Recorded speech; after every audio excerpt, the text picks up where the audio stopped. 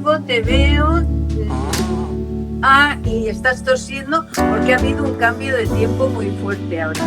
No, que yo soy de toserme mucho. Bueno, empecemos. Vale. Hola, muy buenas tardes, amor. Quiero empezar comentando aspectos importantes de estos parlanchines que hago desde hace ya bastantes meses, ¿no? Me parece. Bueno, yo... ¿Un par de años puede ser? Un par de años ya es posible. No sé, el tiempo pasa tan rápido que yo ya prácticamente no sé lo que tengo que hacer.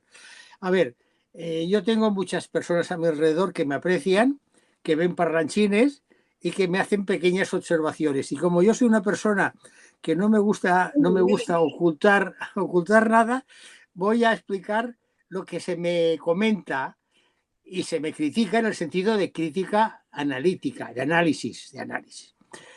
Buena gente que me quiere, y que yo también les quiero, como es evidente, pues me han dicho, por ejemplo, que a veces me voy por los cerros de Úbeda. Y es cierto. Sí. Y es cierto, yo me voy por los cerros de Úbeda porque pero esto es un atril, ¿no? Es un atril, un ágora donde la gente pues habla lo que le apetece hablar. Sí, pero es cierto, es una evidencia que yo me voy por los cerros de Úbeda. Con lo cual, es mi carácter, es mi personalidad, y ya sabes que yo tengo una obsesión con aquello de despersonalizar, desnaturalizar, ¿no?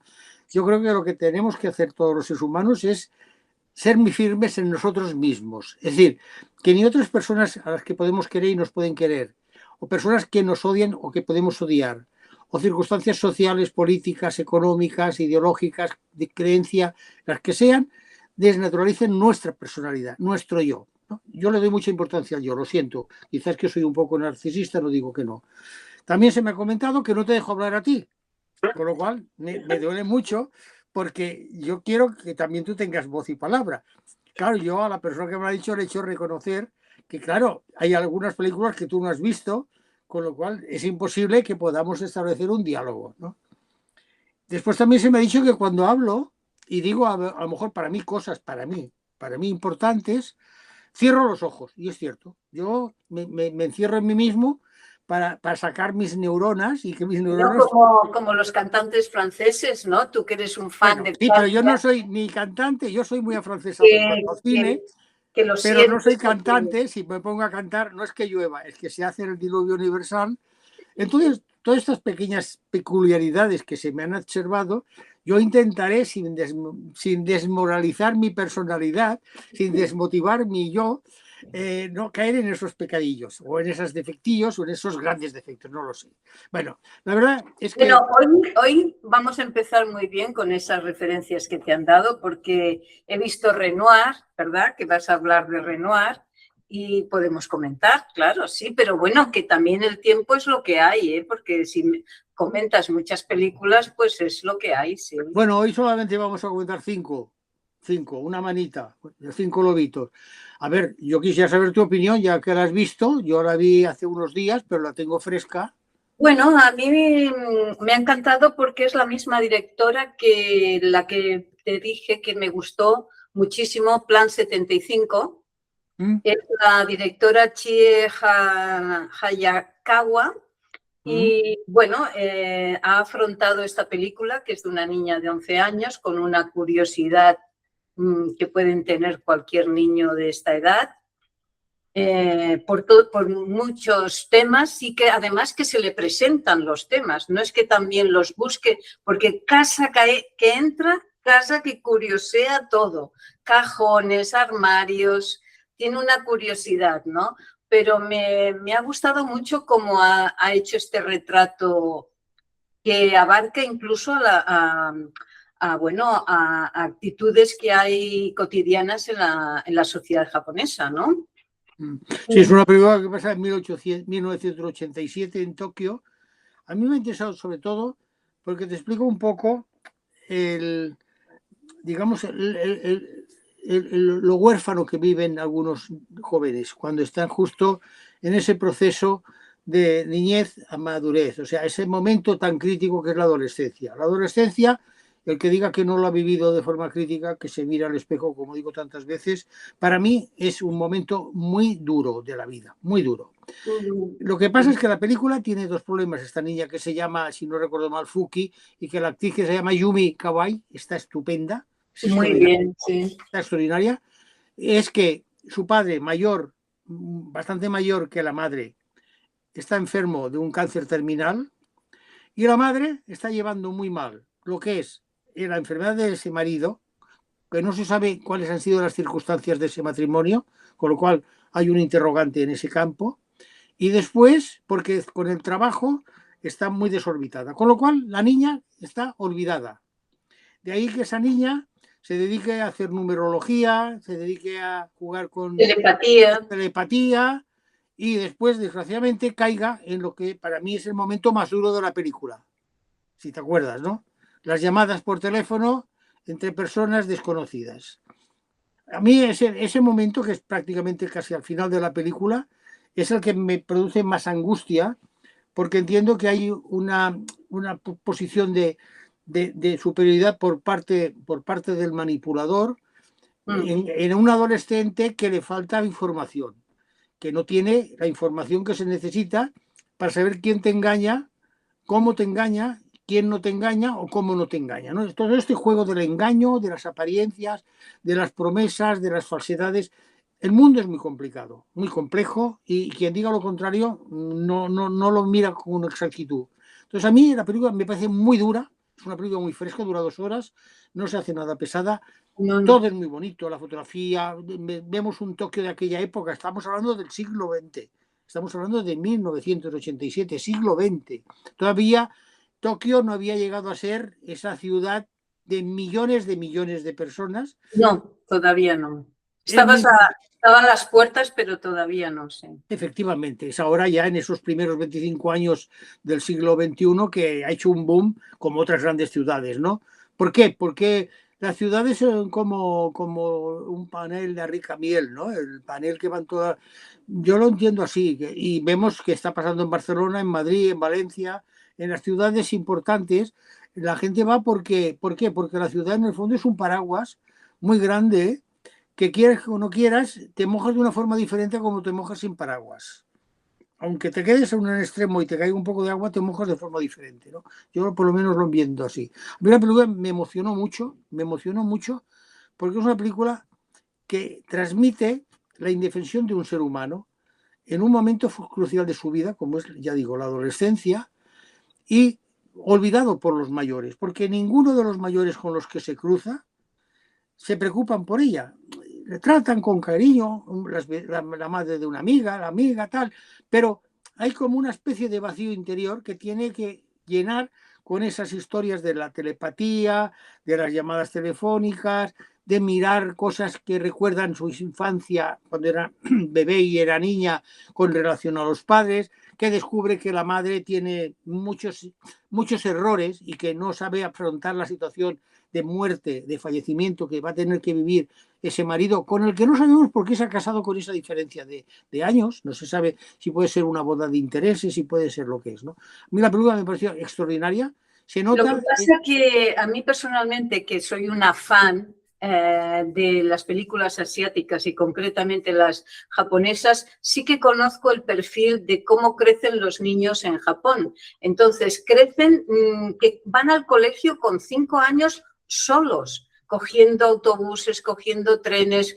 O sea, es una filosofía de cómo crece un niño pequeño en Japón que nos dejaría impactados tal cual vivimos el peligro, ¿no? En Europa, ¿no? Entonces, lo que pasa que a mí no me extraña que una niña esté sola. Esté sola porque es así la cultura japonesa. Lo que me parece inconcebible es que en el transcurso que va desde pequeña a preadolescente o adolescente, no ofrezcan un abanico de información la madre. Ahí es donde coincidimos tú y yo en esto. Es decir, yo considero que es una niña desprotegida, no porque no la acompañen a los sitios o porque ella se mueva sola, como tú explicas que hacen los niños en Japón, sino porque a un niño si se le deja que actúe por sí mismo, que es muy importante en Europa o en Japón o en América, es que tienes que darle suficiente información, tenerle suficientemente aprendizaje. El aprendizaje que tiene que dar la familia es muy importante. Que no quiere decir que tenga que ir por la calle con un cuchillo en la boca o desconfiado de todo Cristo, pero sí que debe ir sabiendo cómo va y sabiendo lo que puede encontrar. Por lo cual la información en un adolescente es fundamental.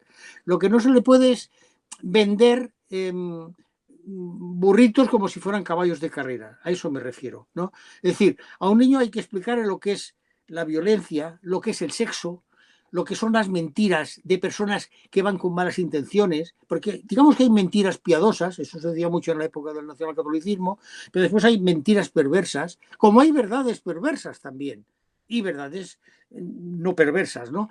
Es decir, a mí la película me interesa sobre todo porque, y se nota mucho la mano femenina, eso sí, ¿eh? Se nota que es una directora que ha entendido cómo se ha de explicar el proceso de maduración de una niña de 11 años. Eso yo creo que está muy claro. Incluido que explica también cómo una mujer cuyo marido está a punto de morirse necesita revitalizar su vida para no irse con el que se muere. No sé si también estás de acuerdo. Sí, ¿Eh? sí, sí, A mí me da esa evidentemente. impresión.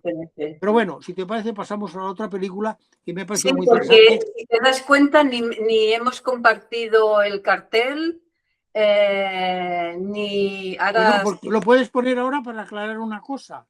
Que sí, sí, se llama sí. Renoir no porque haga una referencia biográfica al famoso Renoir, al famoso pintor francés, sino porque hay un cuadro famoso de una niña, no me acuerdo el nombre es Irene, parece ser que la niña se llama Irene, la del cuadro de Renoir, que la propia niña, la protagonista, se fija.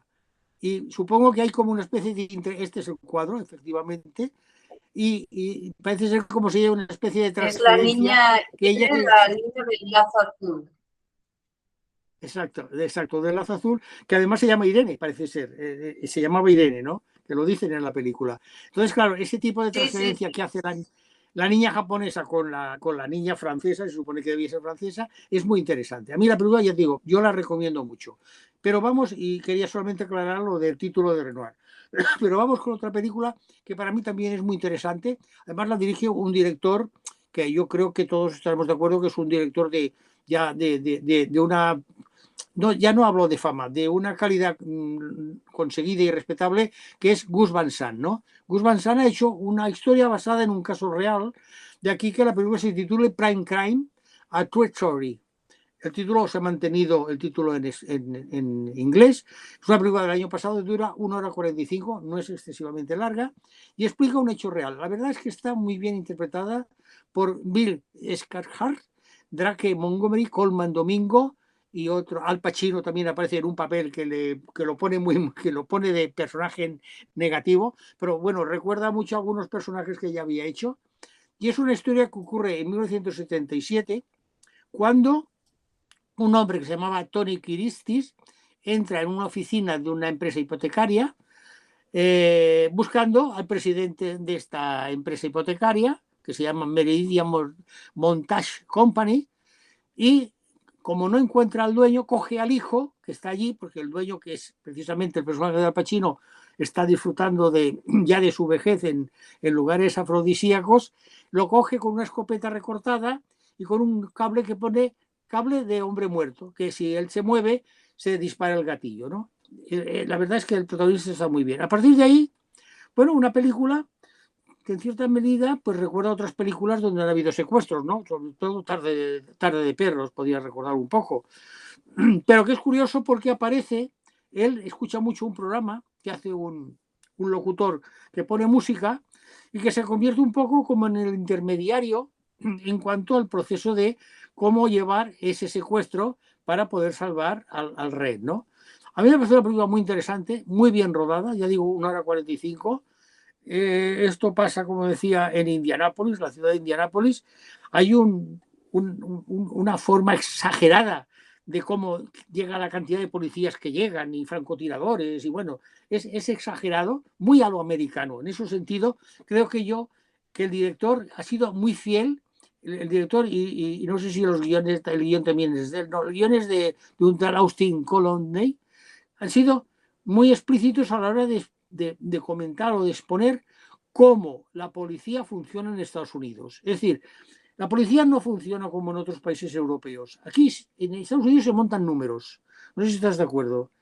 Se montan números de coches, de policías, vienen los sheriffs, viene la CIA, viene el FBI, viene la policía municipal, vienen los GEO, vienen todos vienen. Coches, policías, francotiradores, bueno, de locura. Además vienen después los expertos en bombas, porque no se sabe si hay una bomba o si la hay. Después vienen los intermediarios, bueno, a mí, y evidentemente los medios de comunicación, que en aquellos años, estamos hablando del 77, imaginas, volvemos al siglo XXI, fíjate qué curiosidad. 2 películas separadas por 20 años. Por 20 años. La una del 1970. Esta del 77, la otra del 97, con lo cual, de 1987, perdón, de 10 años. Entonces, ¿qué pasa? Que curiosamente se está recuperando ahora, lo digo como mirada global a las 2 películas, se están recuperando ahora, ya sabemos que la película de Renoir es ficticia, pero no cabe duda que puede estar inspirada en bastantes personajes, en bastantes historias reales de Tokio, no sé si estás de acuerdo, ¿no? Así que no es una película que sea toda ficción, sino que seguramente muchos niños, como tú explicabas, van solos, se mueven solos y objetivamente, aparentemente no les pasa nada, ¿no? Pero en cambio lo que pasa en la película norteamericana es cierto también que estamos hablando del siglo pasado. ¿Qué pasa? Que se está volviendo a intentar recuperar aquel espíritu que quizá era un espíritu más equilibrado que el que tenemos ahora en 2026.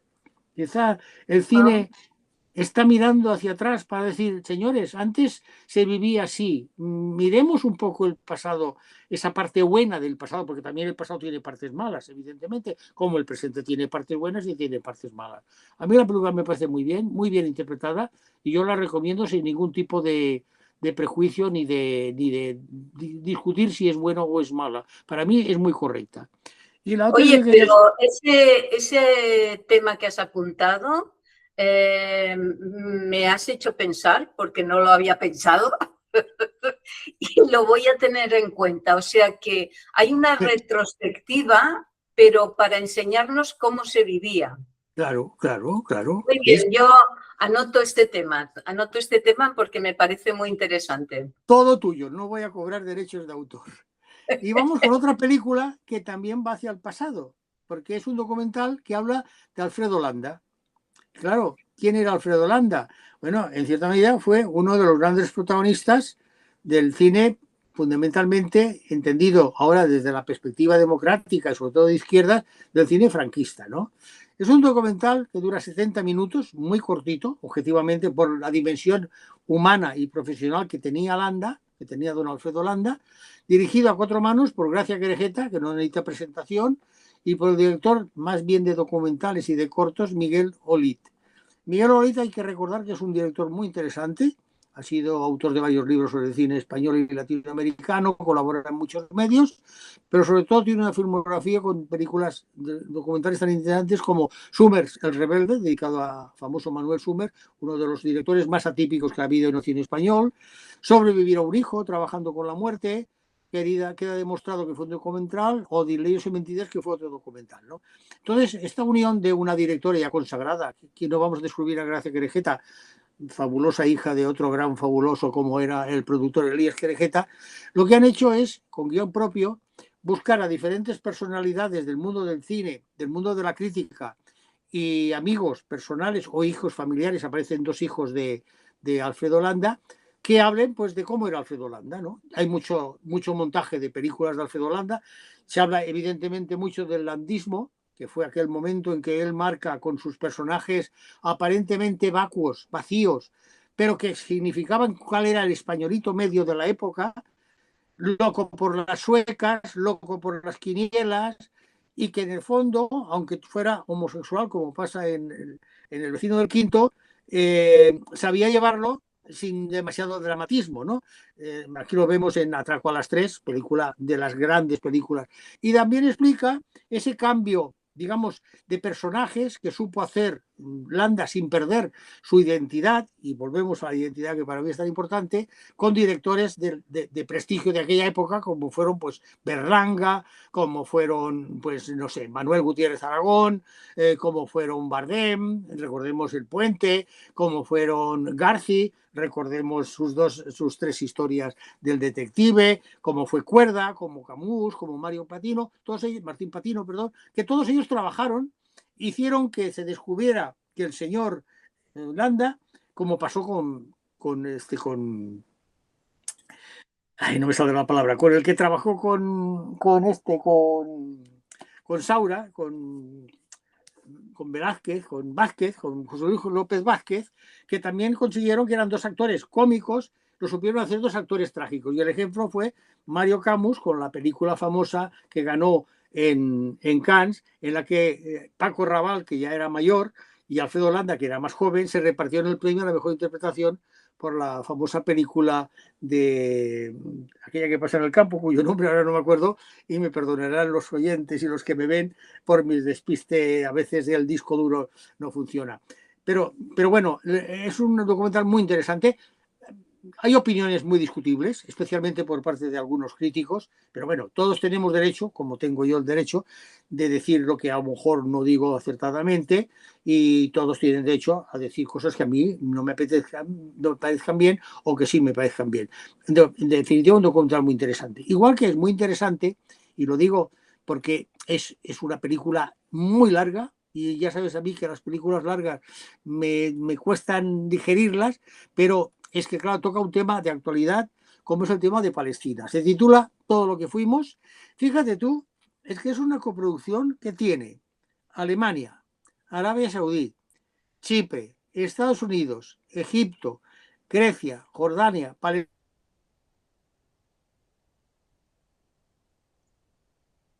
y Qatar. Imagínate la cantidad de países que han intervenido para sacar adelante todo lo que fuimos, que ha dirigido y ha guionado Sherien Davis. Tiene una interpretación del propio Sherien Davis, de Mohamed Makki. Los actores no los voy a decir porque yo no los reconozco ni lo sé. Es una producción del propio Sherien Davis, y es la historia de una madre de un joven palestino que empieza a explicar su vida de varias generaciones y explica evidentemente el drama de Palestina. Con lo cual es una película muy actual, una película muy necesaria, su objetivo. Para mí demasiado larga, dura 2 horas 26. Entiendo que al coger tanto espacio de tiempo y tantas vicisitudes familiares y ser tan testimonial, porque es muy testimonial, hay imágenes que impactan por la fuerza que tienen de lo que ocurrió y desgraciadamente por lo que va la historia de la sociedad va a seguir ocurriendo, mejor o peor. A ver, hay situaciones que no las arregla, como se dice vulgarmente, y no quiero molestar por utilizar esta palabra, no las arregla ni Dios. ¿Por qué? Porque aunque las personas buenistas, las personas de buena voluntad, incluido nuestro estimado y respetado Papa, digan que la guerra, señores, es insoldable, es insoluble, quiero decir, perdón. ¿Por qué? Porque el ser humano, hombre o mujer, o todo género que se quiera, es violento de por sí, es violento. Y hay que aceptar que somos violentos de naturaleza, somos animales violentos, somos animales depredadores. Que tengamos razón para en algunas ocasiones reprimirnos es otra cosa. Acuérdate que la semana pasada hablaba de la famosa película del síndrome de Tourette, de la película de las convulsiones, y te decía que cuando nacemos ya nos ponen un corsé, para que seamos correctos, para que no soltemos a un tío que a lo mejor es un desgraciado, decirle, oye, eres un desgraciado, oye, eres un alcohólico, oye, eres un drogadicto. Todo esto se ha querido envolver en papel de celofán, con florecitas, para que, no, es que puedes ofender. Bueno, pero es que, vamos a ver, es que una actitud también puede ofender. Es decir, claro, tú puedes decir, a ver, toda persona que no tiene un hogar tiene derecho a ocupar un lugar, de acuerdo, pero yo tengo derecho a lo que me esfuerzo. Yo no puedo tener derecho a lo que te esfuerzas tú. Porque si yo no me esfuerzo, tu esfuerzo duplica tu esfuerzo, porque estás haciendo el esfuerzo que yo no me esfuerzo.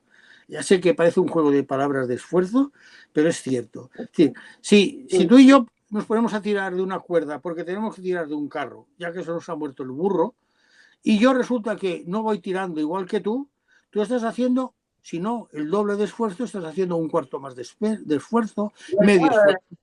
Es cuando voy al tren, voy al autobús y si me cobran cierta cantidad de dinero que establece el Estado o las empresas, pues yo estoy pagando el billete del que pasa sin pagar. Evidentemente, evidentemente. Entonces, claro, mira, yo el otro día me puse a gritar contra un motorista que se paran todos los motoristas y él siguió en rojo. Y le dije de todo. Y ni se paró porque no tenía los suficientes redaños para enfrentarse a un anciano como yo. Porque en el fondo la gente hace mal las cosas y después no es capaz de mantener lo que ha hecho mal. Yo admito que hago muy mal las cosas, pero mantengo las cosas que he hecho mal y las asumo. Porque creo que esto es ser una persona que intenta mejorar en sus, digamos, peculiaridades imperfectas, creo que es lo que debemos hacer todos. Entonces, ¿qué pasa? Que si yo no estiro bien, tú estás haciendo un esfuerzo que no te corresponde a ti al 100%. Yo tengo que compartir ese esfuerzo con el 50% de energía, de voluntad, de esfuerzo y de trabajo. Porque si no, hay un desequilibrio, que es lo que está pasando en esta sociedad buenista, y hay que utilizar la palabra buenista, que no tiene nada que ver con bueno, para decir, no, es que claro, decirle a una persona que está gorda, oiga, pues está gordo, y otra está muy delgada, pues sí, está muy delgada. Cuando tú ves pases de trajes, de modelos, que son, aparentemente parecen que sean personas desnutridas, objetivamente, como desgraciadamente se ven en otros lugares, no porque tengan que mantener un régimen para ser modelos de pases de trajes, sino porque no tienen comida. Con lo cual, fíjate las diferencias de un esqueleto, una persona, una muchacha esquelética, porque tengo una enfermedad, todos sabemos que hay determinadas enfermedades que hacen que una persona no coma y se va perdiendo peso, ¿no? Igual que hay otras enfermedades que hacen que se coma demasiado. Es decir, lo que hay que entender es que no somos perfectos, somos animales, que unos tienen más capacidad de razonamiento que otros, pero que somos animales, que no nos creamos que somos la quinta, que hemos ido a la luna y hemos dado la vuelta, que nos creemos mejor por eso. El que se crea mejor por eso, perdona, que se lo diga a la cara, usted es tonto, o usted señora es tonta, o usted caballero es tonto, o usted dama es tonta, o usted caballero es tonto. ¿Por qué? Porque pensar que porque hemos ido a la luna somos superiores, ¿superiores a qué? ¿A quién? ¿A cómo? ¿Cuándo? ¿Dónde? ¿Por qué? Entonces, estas preguntas que son las que se tienen que hacer en el periodismo y que se tienen que hacer en la vida, porque el periodismo no hace más que copiar la vida, como el cine, como el teatro, como la música, como la poesía, como el libro, es lo que a mí me molesta. Y vamos ya con la última película, que me molesta también porque es un fraude francés. Y ya sabes que yo estoy enamorado del francés, pero claro, la mujer más rica del mundo es una historia que podía estar bien, pero que Thierry Cifra, que es el director y el guionista, juntamente también con otros dos guionistas, ha hecho una película de 2 horas, para mí aburridísima, que no me interesa nada. Eso sí, con una Isabelle Huppert, que siempre está bien, aunque no se crea el personaje. ¿Por qué es? Porque es una película inspirada, y lo dice el director libremente, en la figura de Liliane Bettencourt, que fue la mujer más rica del mundo cuando se hizo heredera de L'Oréal. De L'Oréal, sabes que es una de las grandes marcas de cosméticas y que de las más importantes del mundo, y que, claro, fue protagonista de uno de los escándalos políticos financieros muy célebres en Francia. Que bueno, a mí, comprenderás que a mí en Francia estos temas no me importan. Entonces la película para mí es tediosa, la hace también Jacques Fichy, que es, perdón, Laurent Lafitte, que es el personaje, digamos, que la engaña, Marina Foïs, que es una gran actriz, a veces secundaria y a veces protagonista. Película que los actores también, porque los actores franceses siempre están bien, objetivamente. Pero a mí, esta historia del escándalo, seguramente a los franceses que lo vivieron más cerca, les puede resultar interesante. Pero teniendo en cuenta que ya en España tenemos escándalos propios que no se llevan al cine, lo único que me origina la película es envidia, de decir, mira qué narices tiene el Thierry Cliffa, que se atreve a destapar ese escándalo, a ponerlo en imágenes, mientras que en España hay que esperar muchos años para que alguien vuelva a hacer una película como las que se han hecho en tiempos atrás sobre escándalos concretos. Esperemos que dentro de 50 años, que yo ya no veré, se hagan películas sobre los escándalos actuales. Con lo cual, lo que yo te decía de que ahora se está repasando el siglo XX, quizá entonces dentro de 50 años se volverá a repasar los primeros años del siglo XXI. Vete a saber, nunca se sabe. Y esto es todo. Amor, Bueno, digo, pues muy rapidito hoy, ¿no? Me da la sensación que hemos hecho bueno, un bueno, pim hemos pam empezado a muy las interesante. vamos, media hora diciendo cosas, algunas supongo muy equivocadas, otras aproximadamente certeras. A mí lo que me gusta es que he podido desahogarme en cuanto a reconocer mis pequeños defectos o mis pequeños errores cuando hablo en parlanchines y esperar que mis queridos admiradores y queridas personas que me quieren, pues en vez de verme tan negativo, vean un poquito positivo. Hostia, el Villalobos, pues sí, puede ser. No, pero yo creo que a veces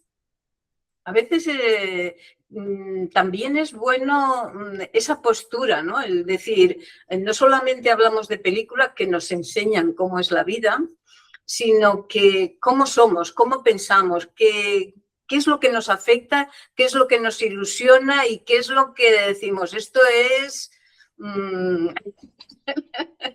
Esto es lo que es, sí. Bueno, amor, digo, mira, es que yo no puedo obviar que el cine es un instrumento para entender, es un instrumento para mí, hablo de mí, un instrumento para entender el mundo, un instrumento para descubrir nuevos aspectos. Yo, por ejemplo, la historia esta de esta señora de L'Oreal no la conocía. Tampoco me interesa demasiado, pero ya tengo un dato más. Igual que no conocía la historia de Incontrolable, y ya tengo un dato más. Y no voy a convertirme en experto ni en interesarme de forma muy absoluta por el síndrome de Tourette. No sé si me explico, ¿no? Pero yo objetivamente... creo sí que tendremos tiempo a lo mejor de ver una película, igual que lo de L'Oreal, el caso este de Mango, ¿no? Que fue con su hijo, el dueño de Mango fue a Montserrat y se cayó. seguramente, seguramente, A lo seguramente, mejor Carles Porta hace seguramente sí, una investigación. es un tema de investigación, evidentemente. Pero yo, como creo que el cine es para mí una llave que me abre a diferentes conocimientos, yo cuando comento una película no puedo quedarme solamente en la película. Y Ya. más en un espacio, como creo yo que es Parlanchines, que no intenta ser, por decirlo así, un, una web o una plataforma, digamos, de académica sobre el cine. Es decir, No, no, no. porque si nos ponemos en plan académico, bueno, pues voy a cogerte una película y la voy a desmenuzar como hace el anatomista con un cuerpo humano para discutir plano por plano, planificación, secuencias, inicio, actores, colorido, fotografía, música, interpretación. Hombre, yo te puedo decir que estoy harto del cine español. ¿Por qué? Porque si te fijas, y quiero hacerlo ya hincapié ya que tenemos tiempo, y si me permites, amor, decir que cuando hay diálogos en el cine español, sobre todo de los nuevos realizadores, se ponen las botas poniendo canciones por encima de los diálogos. Cuando dos personas hablan, no hay música que valga. La música es para escucharla en silencio. Las canciones, la música clásica, la música de pop, el rap. Porque en el rap se dicen cosas que pueden interesar, porque en el rock se dicen cosas que pueden interesar, porque en la música clásica se dicen cosas musicalmente que interesan, porque en la ópera se dicen cosas verbalmente y musicalmente que interesan. Entonces, yo cuando escucho un diálogo, quiero escuchar el diálogo, no quiero que me Bueno, pongan una cancioncilla. y además que ese apunte que tú haces es un poco crispante, ¿no? Porque además, como no vocalizan, Claro, no claro, vocalizan, porque no saben vocalizar, bueno, pero ¿por tienes que qué? utilizar, yo utilizo subtítulos a veces, ¿Pero porque es por que no se qué? les entiende. ¿Pero por qué, amor? ¿Por qué? Porque los directores jóvenes que van de progres y yo soy mejor que nadie, lo que no saben lo que es el cine, objetivamente hay que decirle, ¿has estudiado cine? Sí, pero ¿has visto cine? No. Y tú sabes que uno de los principios que dicen todos los escritores famosos, todos los cineastas famosos, y es que hay que ver cine. Y yo solamente pongo un ejemplo que a lo mejor puede ser una historia de esas urbanas, ¿no? Una de su urbana, que es que el señor Orson Welles dijo que él había visto 39 veces La diligencia de John Ford. 39 veces La diligencia de 1939. ¿Por qué? Y la vio 39 veces, ¿por qué? Porque cuanto más ves una película, cuanto más lees un libro, cuanto más escuchas una música, mejor la entiendes. El problema de la repetición, que no es mala, por eso ahora, como la repetición es buena, a los malos alumnos no les hacen repetir, les pasan directamente a curso para que sigan siendo más tontos. ¿Entiendes? Más ignorantes. Sí, Muy sí, triste, muy triste. la ignorancia es un grado de tontería, perdona, un grado de tontez. La ignorancia es un grado de tontez. Entonces, ya les interesa a los gobiernos de cualquier tipo que la gente cada vez sea más tonta, más torpe, más indecisa y menos informada. Entonces, ¿qué pasa? Que tú ves 20 veces una película y dirás, pero si ya sé de qué va, si ya sé que el asesino es fulanito, ya sé qué pasa. Pero cada vez que ves un Hitchcock, el hombre que sabía demasiado, con la muerte en los talones, y la has visto a lo mejor 12 veces, cuando la ves la número 13, que no es mal número, sino que nos lo dicen que es mal número, descubres cosas que no habías visto en las 12 anteriores. ¿Por qué? Porque tu perspectiva humana, tu movimiento en el círculo de la vida, también ha dado un paso adelante o un paso atrás. Y entonces esto marca nuestra mirada. Y esto hay que entenderlo. Tú ves una película... Es lo mismo verlo con 15 años, con 25, con 30, con 60. O con 50. Claro, claro. Porque tú te vas moviendo en un círculo, que es el que se cierra cuando nos morimos, nacemos, morimos, y entonces la mirada cuando estás aquí en el círculo no es la misma que cuando estás aquí. Eso está clarísimo. El círculo tiene diferentes ángulos y ahí cambia tu mirada. ¿Cómo cambia la obra que tú has visto? Por eso, cuando se dice obra de arte, porque desde cualquier mirada sigue siendo obra de arte. Otra cosa es que los jóvenes de ahora no vean el Potemkin, por poner un ejemplo. Hablo de los jóvenes en general, no hablo de los que estudian cine o van a ser críticos o van a ser analistas. Pero en general, el Potemkin se mira, a lo mejor en alguna escuela de cine, y no sé hasta qué punto se analiza plano por plano, los 5 capítulos que tiene, el valor que daba Eisenstein a determinados momentos, sus comparaciones con el cine que en Estados Unidos está haciendo Griffith. Todo esto, por eso digo, si hacemos un programa académico, para mí encantado, pero entonces hablamos de una sola película, porque hablar de 5, de 6, de 4 películas, quieras o no quieras, distorsionas lo que es un análisis concreto sobre lo, lo que es la puesta en escena de una película, lo que es la dirección, lo que es la construcción del guión, lo que es la construcción de los diálogos. Todo esto está ahí. Lo que pasa es que no podemos hablar de todo. O yo por lo menos no sé hablar de todo. No digo que no hay tampoco, claro. Bueno, pues animamos que vayan a ver la película. Yo sobre todo Renoir me parece muy Renoir y Landa también, si es un documental, ya sabes que los documentales a mí también me gustan.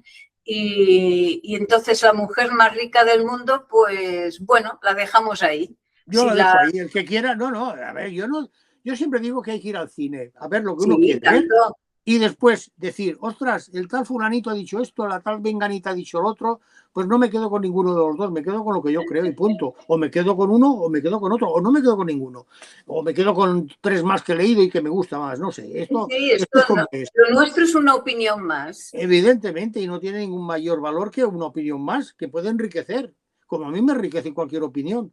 Cuando yo cojo con gente con la que hago reuniones sobre cine, tú no sabes lo que se aprende. Aprendes mucho de los demás. Es como debe ser. Venga. Muy bien. Pues quedamos así. El día 20 no puede ser. ¿Qué día te voy a ir entonces? Los cinéfilos que nos siguen, pues no habrá programa, pero el día 27 sí. O sea que la semana del festival BCN Film Festival no hay programa. No. Pues entonces hasta el 27 que disfrutes. Nos vemos. Venga, a ver, nos veremos por ahí seguramente. Seguro.